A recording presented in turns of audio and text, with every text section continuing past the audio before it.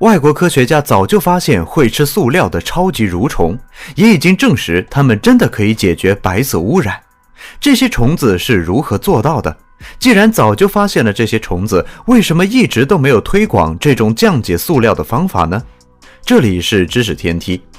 塑料之所以难以降解，主要是因为它是由长链高分子化合物构成的。这些高分子化合物在自然环境中找不到能够分解它们的微生物和酶。塑料的主要成分是树脂，通常是通过加聚或缩聚反应聚合而成。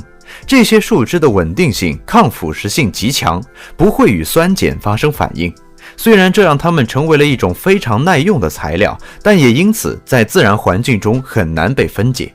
即使在地下，塑料也可以保持数百年不腐烂。这种耐久性虽然在使用时是一个优点，但在废弃后却成了一个巨大的缺陷。尽管科学家们已经开始研究可降解的高分子材料，但目前大多数塑料仍然是不可降解的。就算是光降解、化学降解已经逐步成熟，但是其降解产物也还是有毒。而热固性塑料，如环氧树脂、体型分权树脂等，一旦成型就无法再次加热融化、回收使用。热塑性塑料虽然可以重塑回收，但由于缺乏有效的垃圾分类和回收体系，大量塑料最终还是被填埋或焚烧，造成了土地和空气污染。科学家发现能吃塑料的超级蠕虫，如蜡虫、粉虫等等。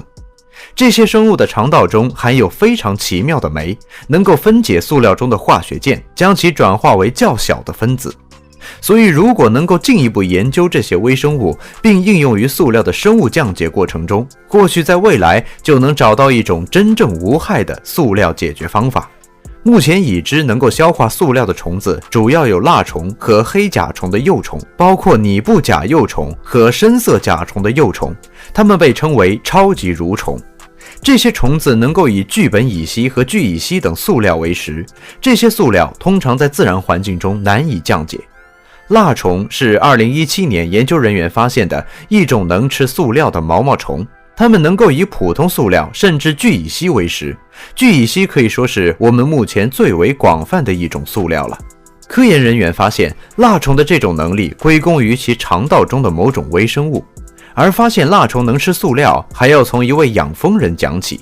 蜡虫十分喜欢寄生在蜂巢之中，一直都是欧洲养蜂人最大的眼中钉。早在西班牙的一位养蜂人德里卡·贝尔托奇尼正在清除害虫的时候，无意间将白蜡虫装进一个塑料袋中。但让人想不到的是，白蜡虫不仅将塑料袋子啃出逃生通道，甚至在越狱前还将塑料袋吃掉大半。而这位养蜂人其实还有个身份，就是坎塔布里亚生物医学和生物技术研究所的科学家。随后他就展开了蜡虫怎样进食塑料的研究。现已知，在实验室条件下，一个中号塑料袋仅需50只蜡虫就能在1天之内消灭干净。而这一神奇的发现也就拉开了生物降解塑料的序幕。蜡虫能消化塑料，可是你知道吗？蜡虫的这一神奇本领其实本意不在塑料。它们会在变态前寄生在蜂巢中，也会以蜂蜡作为食物。蜂蜡的主要成分也是以脂类为主，所以这一巧合也就让蜡虫有了吃塑料的本领了。目前科学家们发现，除了蜡虫之外，还有一些虫子也有吃塑料的本领。斯坦福大学的研究人员发现，黄粉虫，也就是我们经常喂鸟的面包虫，它们也可以以泡沫塑料和其他形式的聚苯乙烯为食。这些虫子的肠道中含有能够生物降解塑料的微生物。研究表明，粉虫每天可以消耗一定量的聚苯乙烯泡沫塑料，并将其转化为二氧化碳，同时将剩余的塑料生物降解成碎片排泄出来。这些碎片看起来像迷你版的兔子便便。而且粉虫作为一种已经可以商业化养殖的小昆虫，其未来消灭塑料的潜力十分巨大。而且现在塑料的生物降解渠道也逐渐产业化，标准流程中塑料的降解都直接会由细菌来完成。目前科学家们从粉虫、蜡虫身上获取的灵感，找到了很多具有独特菌丝结构的细菌，它们分泌胞外酶并作用于塑料。虽然说这些小动物、细菌、真菌都有能分解塑料的奇特能力，但是目前生物降解塑料还有很长的路要走。在实验室中，无论是 PUR、PE、PET 还是 PP 塑料，都是需要用到不同的菌种数量来进行降解。这些生物的混合使用还要考虑生存适应性、温度、环境的差异。对于目前的垃圾分类来说，其实实用性着实一般。而且虫子消化塑料的速度相对较慢，而且分解成果也并不彻底。